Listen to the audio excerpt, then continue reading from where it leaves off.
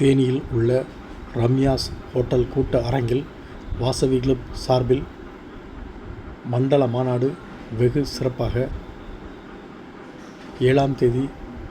காலை 11 மணி முதல் மாலை 6:30 மணி வரை நடைபெற்றது. தேனியில் உள்ள ரம்யாஸ் ஹோட்டல் கூட்ட அரங்கில்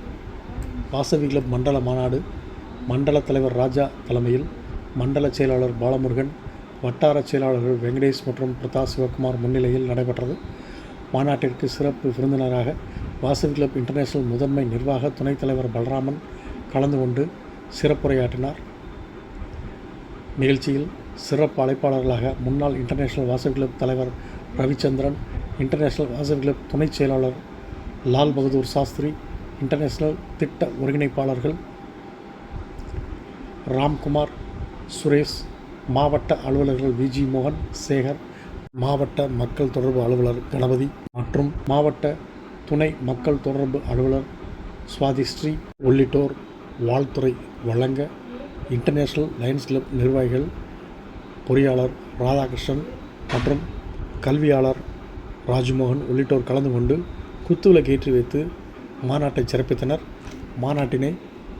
வாசவி கிளப் ஆண்டிப்பட்டி மற்றும் வாசவி கிளப் தேனி சிறப்பாக வழி நடத்திட Vasavi club royal couples Periyakulam, Vasavi club Vanitha Theni, Vasavi club Palani, Vasavi club elect Ramnad, Vasavi club Madurai, Vasavi club Madurai Vanitha உள்ளிட்ட 8 கிளப்புகள் தற்போதைய குழந்தைகள் செல்போன் பயன்படுத்துவதன் மூலம் ஏற்படும் நன்மை தீமைகள் குறித்தும்,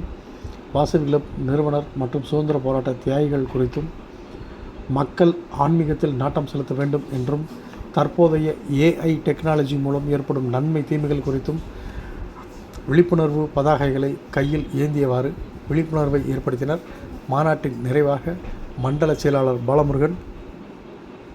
கலந்து கொண்ட அனைவருக்கும் நன்றி கூறினார்.